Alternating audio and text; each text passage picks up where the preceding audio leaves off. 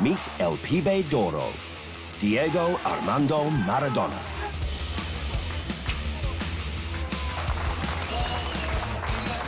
Feared and revered on the pitches of world football, Maradona made magic happen, mesmerizing defenses with his incredible ball control and sublime slalom skills, before unleashing shots with devastating power and precision, no matter what foot the ball was on.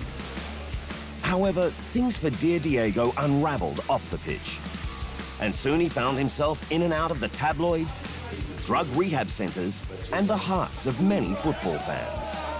Maradona may be the greatest to ever play the sport, but not even the greatest can deny the truth.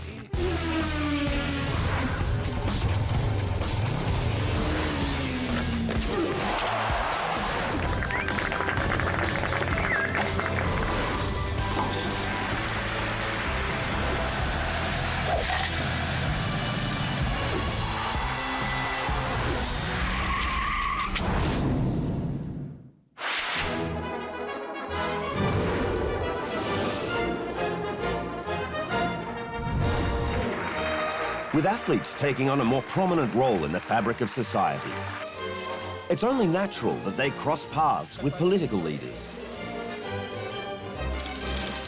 Hence, it's not uncommon to see many an American president welcome champion teams to the White House.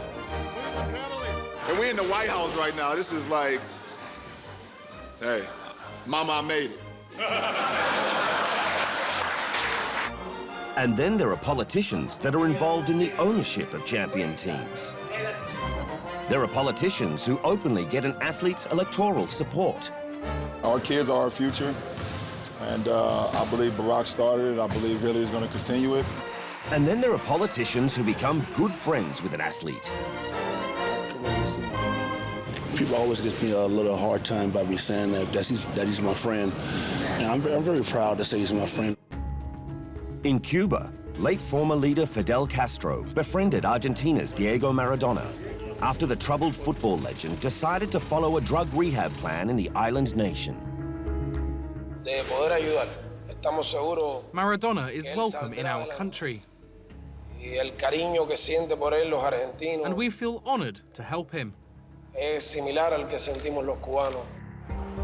could have helped him with his hair, but nonetheless, Maradona developed a strong relationship with their polarizing leader, even getting a tattoo of the man on his leg. Now that's friendship. Castro passed away in November 2016. Some had seen it as the death of a dictator. But Maradona lost a second father.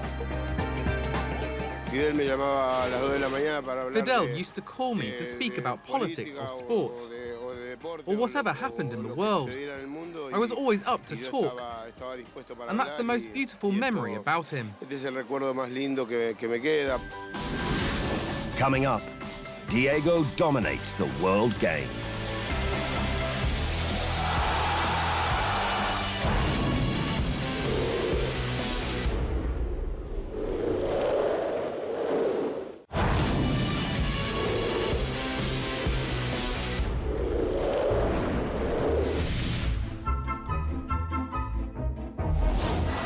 For those who have never seen him play before, it's hard to believe that there once was a time when this rotund and rather slow man was once the most feared footballer the world had ever seen.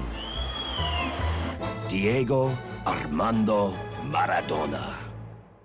Nowadays, he travels the world, slipping on extra-large uniforms to appear at charity matches, before trading the jersey in for more comfortable attire, perhaps to open a restaurant, or simply watch his nation's tennis team take home the 2016 Davis Cup. Del Potro was better, using 2 Argentine balls that nobody has. While he's never been the most eloquent athlete, Maradona did all his talking on the pitch, using a football language never seen before.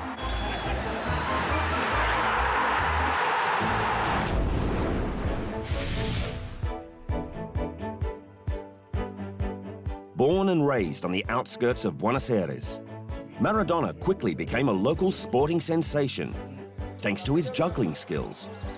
which eventually were on show during the halftime intermissions of First Division games. He eventually became a professional with Argentinos Juniors at just 16 years of age, but continued to live at this home with his family, the people he loved most in his life. Diego was up in that room. He slept up there, and he had an outside bathroom. And we are talking about in winter, when it was cold. Diego is the kind of person that was always recognized the importance he puts on the family. Fittingly for a footballing jewel this rare, the house he was raised in is now a museum.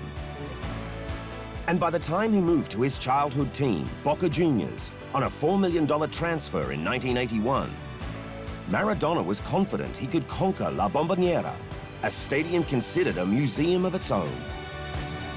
He donned the blue and gold for just one season, but that's all it took to become a club legend. 28 goals in 40 matches. Maradona would guide Boca to the Primera title in 1981. Having so quickly conquered the Argentine League, it was apparent a talent this extraordinary needed a new challenge. And so, following the 1982 World Cup, it was off to Europe. Destination, Barcelona. Maradona moved to perennial powerhouse FC Barcelona for a then world record transfer fee of $7.6 million. It was a tumultuous 2 years full of highs and lows. A high? In a 1983 El Clasico against Real Madrid at the Bernabeu. Maradona dribbled past Madrid keeper Agustin, then stopped to let defender Juan José slide by before scoring. It was the first ever time arch-rival Real fans would applaud a Barca player. The lows? An Andoni Goicoechea tackle that broke Maradona's ankle. Known as the Butcher of Bilbao, he simply shrugged. Maradona didn't die from that tackle.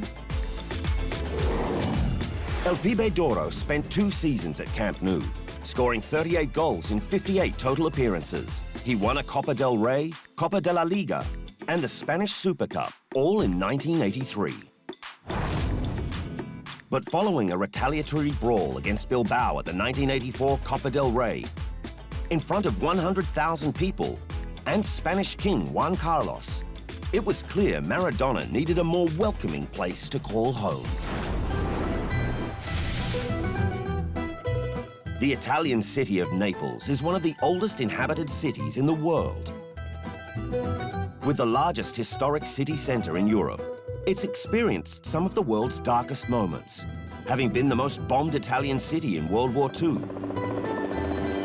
And already once covered by the ever-ominous volcano, Mount Vesuvius.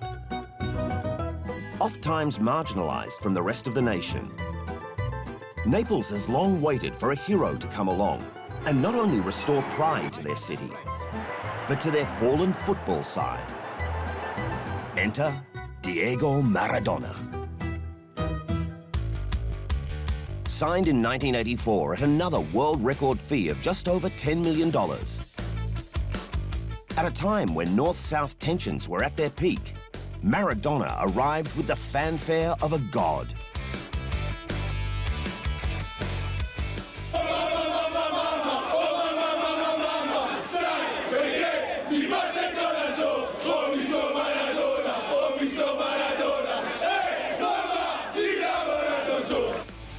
And like a god, he performed a never-before-seen miracle. Lead a team south of Rome to the Serie A title. In fact, in 7 seasons at the San Paolo, Maradona led the Partenope to 2 Serie A titles, a Coppa Italia, an Italian Super Cup, and a European title, the UEFA Cup, in 1989. He scored 115 goals in 259 matches. But his fame ran parallel to his misfortune off the pitch. Entangled in various scandals, from missing practice to fathering an illegitimate son, with plenty of drug use in between. Maradona was hit with a 15-month ban for cocaine use in 1991. He left Napoli a year later, for Seville.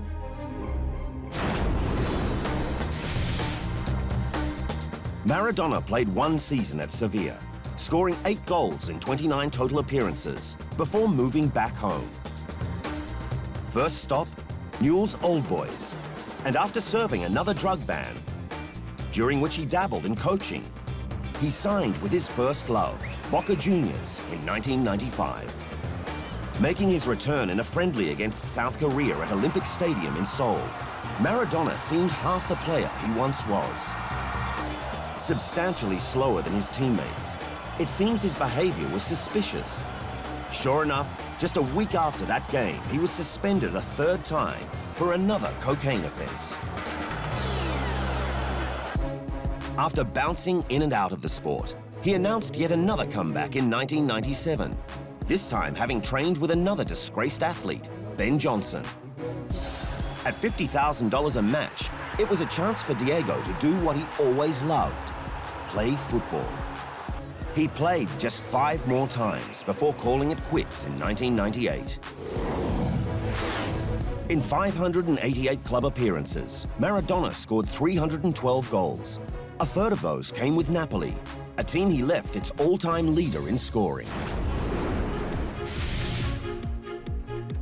The beauty of the world game is that it seems anyone can play it. Whether you're tall or short, fit or slightly fat, rich or poor, there's always room for you to have a kick or two. Diego Maradona was almost all of the above. El Pibe de Oro is considered the people's champion in Argentina for many reasons. For one, he found fortune after a life of poverty. This example of hope has garnered him a church in his name.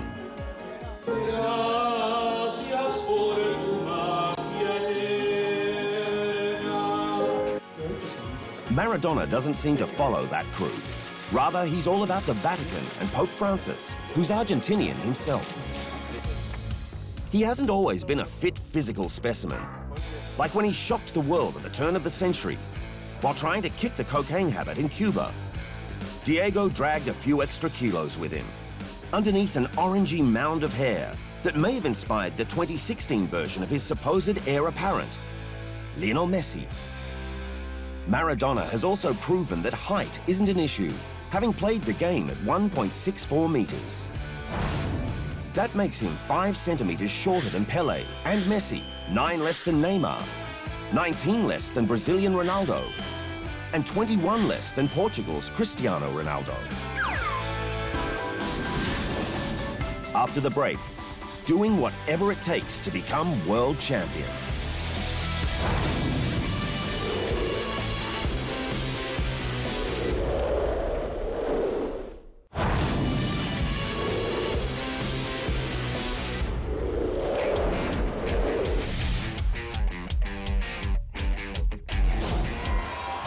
It's said that over 715 million people watched the final of the 2014 FIFA World Cup, which is a 1/9 of the entire population of the planet.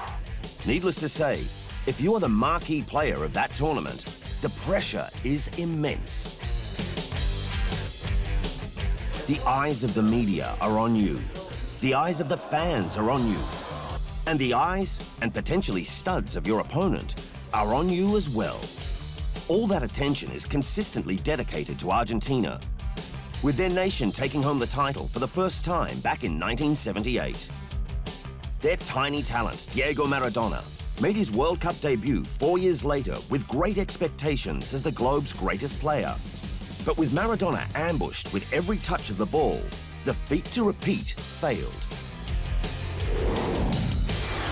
The Albiceleste were unceremoniously knocked out in the group stage, with Maradona getting a red card in their final match against Brazil, while the other nation in the group, Italy, would take the 1982 crown. But at Mexico in 1986, it would be a different story, thanks to Maradona and some divine intervention.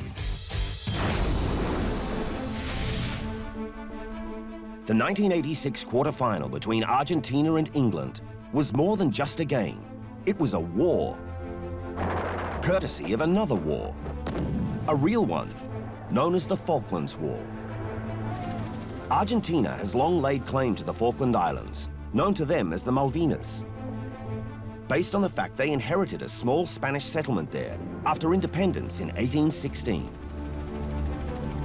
Expelled by the British 17 years later, in 1982, Argentine forces landed in the Falklands, capturing the islands 2 days later. 74 days and hundreds of dead troops later, Britain regained them.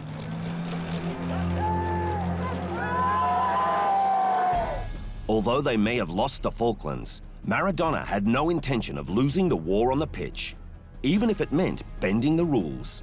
In the 51st minute, he made it 1-0 after punching the ball past Peter Shilton. The goal is now known as the hand of God. Fui un privilegiado porque estaba ahí paradito atrás. I was in a privileged position because I was standing in the defensive area, staring at everything. But I couldn't believe it. We hadn't seen Maradona's first goal. We thought he headed it to the goalkeeper. Then he beat the goalkeeper, this animal of a man. We didn't know if we should celebrate. We kept saying, how could he do that? He beat the goalkeeper, who plays with his hands, the son of a gun. When the game was over, we went to have dinner at goalkeeper Hector Zelada's place. He used to own a restaurant in Mexico that we used to go to for good luck. And there we asked Maradona, did you use your hand? Nobody replayed the matches back in those days. Nowadays, you can see it over and over again. So we asked him if he used his hand, and he answered, no, I hit it with my head. Then sometime later, we started to see the footage and said, you used your hand. He even did that perfectly. Not even the linesman saw it. Then he ran, celebrated, and shouted to us, hug me, let's celebrate. I had God's hand with me that day because I put my hand in and out very quickly and used my head. And Shilton didn't see it. But he made up for it 4 minutes later. Taking the ball at midfield and dribbling past 5 England players, he scored the game-winning goal, now known as the goal of the century. Argentina went all the way to the final, where they defeated West Germany 3-2. Notice Maradona didn't score, but despite the constant double marking, he neatly assisted on Burruchaga's game winner. In fact, Maradona scored or assisted on 10 of Argentina's 14 goals in the tournament, winning the Golden Ball by unanimous vote. The Germans would have their revenge in 1990, defeating Argentina 1-0 in a lackluster final, in a tournament that saw Maradona fouled 50 times, a World Cup record. At USA 94, he appeared in 2 matches for the Albicelesti, even scoring against Greece, before failing a drug test for ephedrine doping.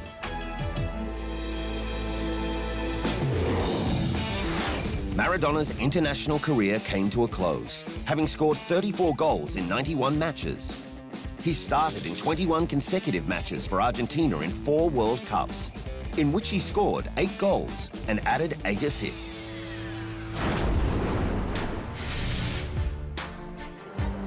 Not all former footballers make good managers, even if their surname is Maradona. Diego gave the gig a go in a big way, signing on to lead his beloved Argentina in 2008, ahead of the 2010 World Cup in South Africa. His most challenging task was that of sheltering the little man many considered the next Maradona, Lionel Messi. But that sheltering didn't necessarily translate into success. The Albicelesti barely survived World Cup qualification, having landed in South Africa with a series of unconvincing performances that included an embarrassing 6-1 loss to Bolivia. The ban-happy Diego was also denied all football activity for 2 months by FIFA after verbally abusing the media with an expletive-laden tirade for their lack of faith in him as a manager. And so tension in South Africa was high. And despite being ranked 5th in the tournament, Argentina was routed by Germany 4-0 in the quarterfinals, and Maradona was shortly sent packing by the Argentine Football Association. The Executive Committee. with all its members reunited, and unanimously has decided not to renew the contract with Mr. Diego Armando Maradona as a coach of the national team. However, in typical Diego fashion, he wouldn't go down without a fight. Grondona me mintió. AFA President Julio Grondona lied to me. National Team Director Carlos Bilardo betrayed me, knowing that we would have plenty of time ahead to keep working and recover well from the elimination. My technical team and I were prepared to keep going. That must be clear. But what was clear was that Maradona was given the boot. In 2011, he landed a gig in Dubai with Al Wasl FC. But after finishing 8th in the 12-team league, and without a domestic title or Asian Champions League qualification, he was given his walking papers 1 year later.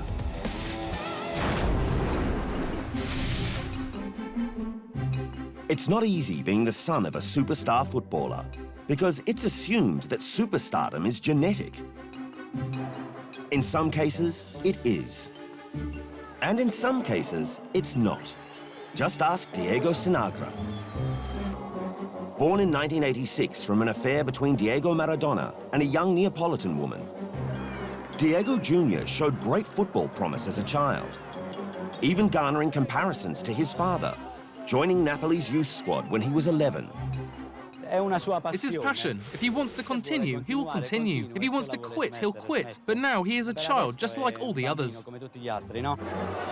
No, he was absolutely not. Nonetheless, Sinagra proved he inherited only a portion of his father's genius, finding fortune in beach soccer, where he played a handful of games for the Italian national team.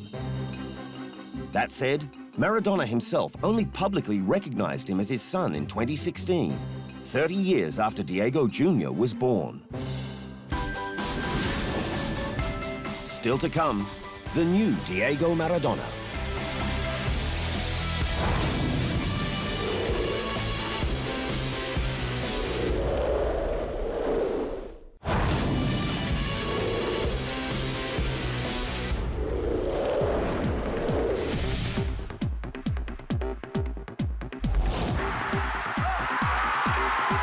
When a legend of the game calls it a career, the nation he represents is quick to scavenge the countryside in search of his heir.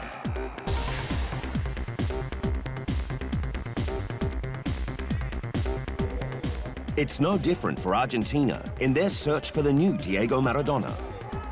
Prerequisites? You need to be somewhat small. You need to attack. You need to be creative. And you need to dominate.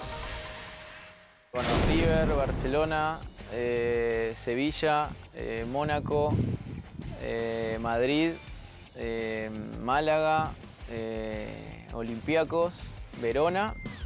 When you've played for this many teams, chances are you didn't quite live up to the name of the new Maradona. Such was the case for Javier Saviola, who became the youngest player to win the Golden Boot in the Argentine League, beating Maradona's record. But he club-hopped after moving to Barcelona in 2001 and never lived up to the lofty expectations. When 1.73-meter striker Sergio Aguero broke Maradona's record as the youngest player to debut in the Argentine Primera División, he was just 15 years of age. He immediately got slapped with the new Maradona label. Aguero took things a step further than anyone else, marrying Diego's youngest daughter, Giannina. Together, they made Maradona a proud grandfather with the birth of Ben. But things went sour when Aguero left Giannina for an Argentine pop star in 2013. The same woman it was reported Maradona had eyes for. A double slap in the face for the former father-in-law. He's one of the best strikers in football today, but Aguero is still no Maradona. Of all the players named the new Maradona, none have come closer than Lionel Messi. He's blown Maradona out of the water in terms of club titles, outscored him at club and international level, winning a slew of Ballon d'Ors to boot. If Messi can bring home the coveted World Cup, he came oh so close in 2014. He may not just be the next Maradona, but could be considered even better than him.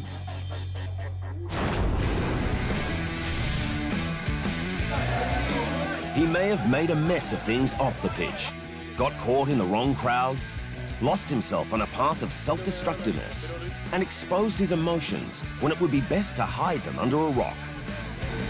But on the pitch, perhaps nobody played the world game better than Diego Armando Maradona, who perfected the delicate balance of deviousness and divinity. And that is the truth.